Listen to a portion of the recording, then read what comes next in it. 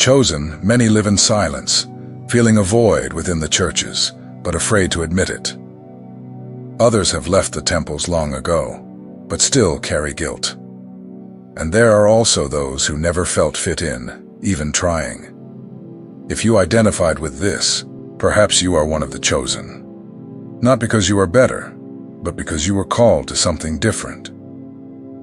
In this content, we will talk about something that many avoid. The truth about the chosen who do not go to church.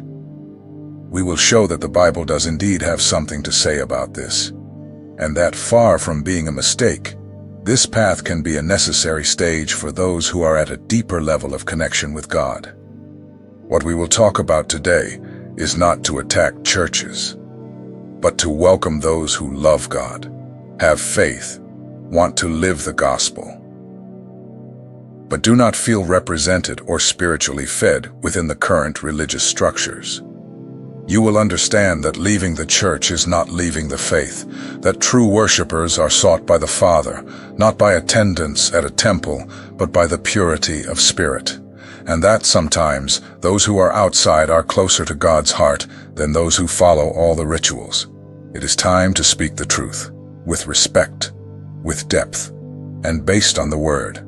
I am George. Now, I ask you to follow the channel, enable notifications, and share with your friends. The word chosen does not refer to a superior group. In the Bible, this term represents those who heard God's call and decided to follow it, even when that requires breaking with traditions and expectations. They are people who do not conform to the superficial and who feel deep within that there is something greater awaiting them. The chosen are those who cannot simply adapt. The religious routine, repetitive sermons, and rigid structures cannot feed the thirst they have for depth. They sense when faith is lived by appearance. They perceive when the presence of God is replaced by performance. And they cannot pretend that everything is fine. Many judge the chosen for their restlessness. They say they are complicated, rebellious, or difficult to please. But in truth, this restlessness is a sign that they are still alive inside. They did not settle. They did not accept a faith that numbs. They want presence, truth, relationship. They want God, not a system over God. Jesus made it clear in Matthew 22:14 that many are called, but few are chosen. This shows that everyone has access to the call, but not everyone is willing to walk the path of authenticity. The path of truth is narrow, and it requires courage to step away from the ordinary. The chosen are willing to pay that price. That is why many of them end up distancing themselves from churches, not because they have lost faith, but because they want something more real, more alive, less controlled. They can't bear the weight of religion without essence. They would rather walk with God in the desert than stay in an empty spiritual palace. And yes, often this leaves them alone. That loneliness, however, serves something greater. It strengthens them. It teaches them to hear the voice of God without intermediaries. It teaches them to trust without needing an audience. It teaches them to walk by faith, even without support. It is in these moments that the chosen are forged. And when the time comes, they return to the world, carrying true light. The truth that many avoid facing is this: the chosen do not always fit within the known formats. And that is not a mistake. It is a sign that God is calling these souls to something different. When you feel you do not belong, it may be that God is saying, you were made for something beyond. One of the greatest spiritual liberations is realizing that God is not limited by walls. He does not require a physical temple to manifest himself. This truth is in the scriptures. In Acts 17:24, Paul declares that the God creator of the universe does not dwell in temples made by human hands. This breaks paradigms. Nevertheless, many people believe that they are with God only when they are in a worship service, listening to a preacher, or participating in religious programming. This creates a spiritual prison, where God's presence is conditioned on events and places, and those who do not attend feel distant, in sin, or incomplete. But Jesus offered a key to break this. In John 4:23-24, he tells the Samaritan woman that the Father seeks worshipers in spirit and truth. He did not mention temples, nor traditions. He spoke of the heart, of authenticity, of a true connection with the divine, without the need for mandatory rituals. The chosen understand this naturally. Even if they do not know the verses by heart, they feel that God is with them anywhere. They feel the presence in the stillness of the pre-dawn, in an outdoor walk, in solitary prayer, in sincere tears. They learn that holiness is not in a place, but in the state of the heart. When this awareness awakens, everything changes. Religious guilt begins to disappear. The fear of being outside the spiritual covering dissolves. And in its place, a new intimacy with God is born, lighter, more sincere, more alive. The chosen realize that God's presence is where there is truth, not where there is a crowd. Unfortunately, many who are still stuck in the system criticize those who live this freedom. They call them wayward or rebels. But the truth is that many of these free ones are more aligned with God's heart than many who attend the temple regularly, but without inner transformation. It is not the church that defines who you are. It is not the position, the liturgy, or the ritual. It is your spirit. It is your surrender. It is your truth with God. This is the faith the Father seeks. And when He finds it, He manifests Himself, wherever you are, in the temple, on the street, or in your room. Many have an image of Jesus molded only by sweetness, by peace, and by compassion. And yes, He was all of that. But He was also someone who faced, with firmness, the religious systems of His time. He did not bow His head before hypocrisy, nor did He accept manipulation of faith. He spoke out, with courage, about what many feared to question. Jesus did what was not allowed. He healed on the Sabbath, spoke with women in public, drew near to the outcasts, ate with sinners. He did not follow religious protocols. And this was not out of gratuitous rebellion, but because the truth was greater than tradition. He came to restore the essence that religion had lost over time. The Pharisees, religious leaders of the time, were deeply bothered by Him. Because Jesus did not merely preach love, He lived that love outside the system. He did not belong to the rules. He did not seek approval. He was free. And this freedom revealed the spiritual prison in which many were confined. In Matthew 23, Jesus directly confronts the religious, calling them whitewashed tombs, beautiful on the outside, but rotten on the inside. This shows that not everything that seems spiritual truly is. The fact that something bears the name church does not automatically mean it carries the presence of God. Discernment is needed to perceive the difference. Many people today are trapped in a faith based on rituals and appearances, keeping schedules, following customs, repeating speeches. But the chosen feel when this becomes empty. They perceive when the altar has become a stage, when the Bible has become a script for show, when faith has become marketing or politics. And this sensitivity unsettles them. Just like Jesus, the chosen cannot stay silent about this. They retreat, not for lack of faith, but for excess of consciousness. They withdraw, not for deviation, but because they can no longer bear participating in something that has lost its essence.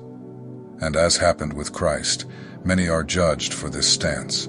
Some are labeled cold, critical, troublesome. But in truth, they are only being faithful to what they feel, and they stand firm, even alone, even in silence, even without labels, because they know that true faith does not need a stage. It needs truth. And this truth, when lived, speaks for itself. The third truth, which many avoid facing, is this. Stepping away from the church does not mean abandoning God. In many cases, it means following in the footsteps of Jesus, who was also rejected by the religious system, and who, even outside it, continued to be the greatest example of connection with the Father. Little is spoken about the silent process that many chosen live. It's not just about being outside the church. It's about being in a place of separation, retreat, and silence. And that place often is necessary for the soul to hear clearly what God is saying. The true calling begins within, and it doesn't always have a crowd. Several biblical characters went through this. Elijah was fed by ravens in the desert. Moses lived 40 years removed, in anonymity. John the Baptist inhabited the desert, eating locusts and honey, far from religious centers. All were used powerfully, but first they were separated. And in that separation, they experienced deep encounters with God. The call of the chosen almost always passes through loneliness, not as punishment, but as preparation. In the noise of the world, it is difficult to hear God's voice. And often, even within churches, the noise of opinions, doctrines, and vanities hinders this true listening. Therefore, God takes his people to the desert. There, everything becomes clearer. This isolation hurts. It hurts because it seems like rejection. It seems like failure. But in time, the person understands that they are being refined. It is in the hiding place of the Most High that character is shaped. There, pride is treated, vision is purified, and the heart is realigned. None of this happens in haste, and it does not happen in a crowd. During this phase, it is common to feel misunderstood.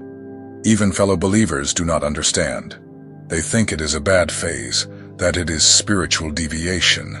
But in truth, it is consecration. It is refinement. It is heaven whispering in a soft voice, only for those with ears trained by loneliness. And when that time ends, the chosen leaves there changed. He does not come back with memorized phrases. He returns with authority, with discernment, with real experiences. He does not need to prove anything to anyone, because he carries within him the mark of one who is dealt with directly by God. This kind of preparation is not learned in seminaries. It is lived, felt inscribed on the soul. If you are living this time, breathe. You are not forgotten. You are being separated for something greater. Do not hurry. Do not blame yourself. God knows exactly what he is doing with you. And when the time comes, he himself will place you where you should be. Until then, fortify yourself in the secret. The fourth truth that many avoid recognizing is this. The chosen, before being used by God, are hidden by him. Not out of contempt, but out of love. Because only one who has passed through the desert is able to sustain the weight of the mission. Many people carry an invisible weight that does not come from God, but from distorted religiosity. Spiritual guilt is one of the most dangerous traps on the faith journey. It cloaks itself in zeal, but in truth, it is fear. Fear of being wrong, of being punished, of drifting away from God for not following an established pattern. This type of guilt intensifies when someone feels the need to distance themselves from a church that no longer makes sense. Even if the heart is at peace, the mind, trained by years of rigid doctrines, begins to accuse. It is like an inner voice saying, "You are in rebellion. You are outside the spiritual covering. God will abandon you." But here is a truth that liberates. God does not work with guilt. Guilt paralyzes, binds, weakens. The Holy Spirit, when he corrects us, does so with love, with clarity, and with peace. He convicts, but never accuses. Accusation is a characteristic of the enemy, or of systems that need fear to keep people under control. The chosen, when they awaken to this, go through a painful conflict. They know that something is wrong in the religious environment they are in, but at the same time, they feel ashamed to leave. They wonder if they are spiritually cold, if they are being deceived by themselves. And this causes a war between the soul and the mind. But there is a simple and profound criterion that helps in this discernment. Peace. Where there is peace, there is God. Where there is fear and constant weight, there is manipulation. God is Father. He does not set emotional traps to test our fidelity. He calls with freedom. And where there is freedom, there is love. Religious guilt tries to keep you chained to structures that no longer feed your soul. It says that if you leave, God will turn his back on you. But the truth is that God goes wherever you go. He is not limited to temples, schedules, or human doctrines. He is greater than any system. If you feel you are going through a transition moment but you are carrying guilt, know that this is not a sign of perdition. It is a sign of maturity. God is calling you to a deeper, more true, more intimate relationship. And this calling often requires breaking with what is known and comfortable. The gospel has never been about control. It has always been about transformation. Jesus liberated, not imprisoned. He welcomed those who were outside, not pushed them into a mold. He healed with love, not with weight. And he continues to do this today. He keeps calling his children closer, even if it is outside the traditional systems. The fifth truth, which many fear to face, is this. Your connection with God can grow even more outside the church, provided you are walking in truth. Do not allow voices that confuse fear with guilt to imprison you. Listen to the voice of the Spirit. It is gentle yet firm, and it always leads to freedom. There are people who, from a very young age, feel that they do not fit into traditional religious structures. They are the ones who ask questions, who cause discomfort, who cannot simply accept everything as it is. These are the chosen who have been called to something different, not to follow, but to awaken, not to be silent, but to be a voice. These individuals do not feel they are better than anyone. In fact, many times they feel strange, displaced.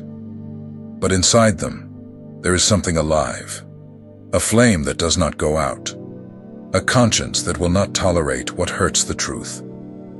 And for that reason, they are taken out of the middle. They are prepared in secret, away from the spotlight. Their mission is different. They were not called merely to attend a temple. They were called to touch lives in a real way, to be channels of healing, comfort, teaching, direction. They are the ones who hear from God and speak with authority, who live what they preach, who inspire by example, not by positions or titles. These people are like spiritual sentinels.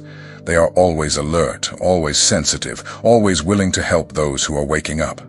They know how hard it is to leave the system. They know how much it hurts. And therefore, when they meet someone at the beginning of this journey, they approach with love and welcome. They say, "I have been through that too." The mission is not to convert by force, nor to preach ready-made formulas. The mission is to live with such authenticity that others feel the courage to be true as well, to free themselves from fear as well, to hear the voice of God without intermediaries. The chosen are beacons in the midst of the fog, guiding with light, not with rules. Being outside the church does not mean being outside the mission. On the contrary, many of those who impact the most today are far from formal structures. They are in the streets, on social networks, in informal gatherings. They carry the presence of God wherever they go, because they understood that they are the temple, they are the altar, they are the living body. The sixth truth, which many avoid accepting, is clear. The chosen who are outside the system often have a reach far greater than those inside. They are answers for a generation tired of appearances. And their mission is precisely this: to awaken those who have not yet realized that there is life beyond the walls of religion.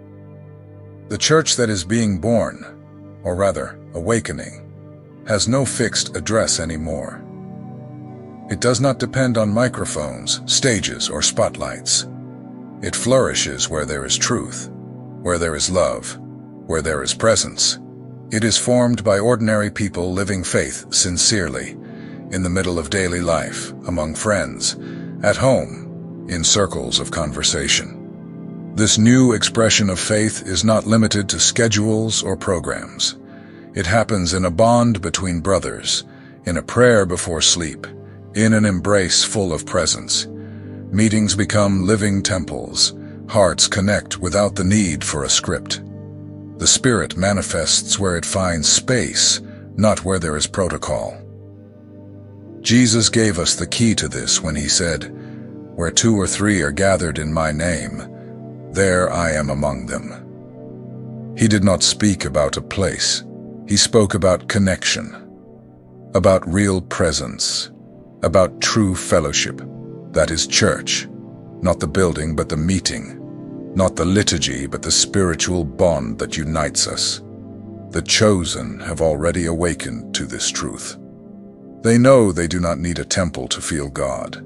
They sense Him in nature, in a coffee with a loved one, in the quiet of a room, or in the gaze of a stranger who crosses the path. They live with the Spirit, and that makes them sensitive to what is true. The chosen are those who understood that spirituality does not need a stage, that anointing does not depend on a microphone, that true worship is not measured by the volume of sound, but by the purity of the heart. They live this every day, even if in silence. And wherever they go, they leave marks of living and sincere faith. They know that God does not dwell in temples of stone, but in temples of flesh. They have learned to hear the voice of God without the need for intermediaries. And because of that, they no longer depend on a religious structure to stay firm. They are rooted in presence, connected to the source, moved by truth. This is the 7th truth that many still fear to face. The church is alive, and it is not confined to walls. It moves with the chosen. It breathes with every gesture of love. It grows in houses, on streets, on the networks, in cafes, in walks. Where there is truth, there is church. Where there are 2 or 3, there is presence. What is happening now is not the end of the church. It is its rebirth. And you are part of it. If you have come this far with a heavy heart, feeling that something inside you has been touched, take a deep breath. This pain you feel is not a sign of weakness. It is a sign of awakening. Discomfort is part of transformation. And if something inside you is moving, it's because your soul has recognized the truth. You are not lost, not misled, not confused. You are being guided along a path that few have the courage to tread. God hasn't left you behind. He pulled you away from the noise to speak in the silence. He separated you from the crowd to deal with you in secret. He saw your hunger for truth and decided to lead you personally. The chosen have always been like this. They walk on paths few understand. They are questioned, misinterpreted, sometimes even rejected by those who should welcome them. But even amid pain, they remain sensitive to the voice of God. They continue to seek with sincerity.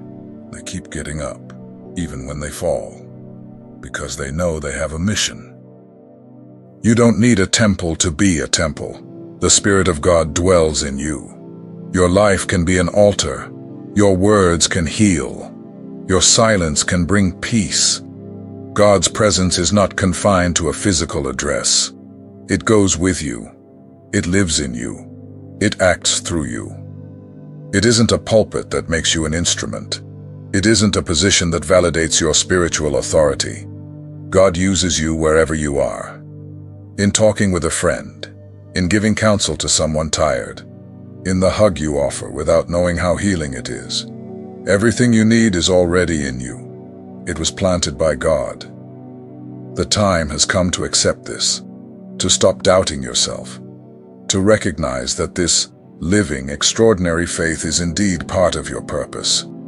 The moment has come to walk with resolve, to stop asking for permission to be who God called you to be. The world needs awakened ones, the upright, the true. Don't hide anymore. Don't dull your light to fit where you don't belong. Your authenticity is your anointing. Your sensitivity is your strength. Your path is different because your mission is different. You are not here by accident. You were set apart. You were shaped. You are being prepared for something greater than you can imagine right now. Do not fear solitude. It strengthens you. Do not fear judgments. They are part of it. Do not fear the cycles that close. They make room for God's new thing. You are exactly where you should be, not because it's comfortable, but because it's true. And where there is truth, there is presence. Where there is presence, there is purpose. God did not leave you outside the church to punish you. He took you outside to reveal who you truly are. Now is the time to live this, with lightness, with faith, with courage. The world is in need of authenticity, and your life, just as it is, can be the answer for many.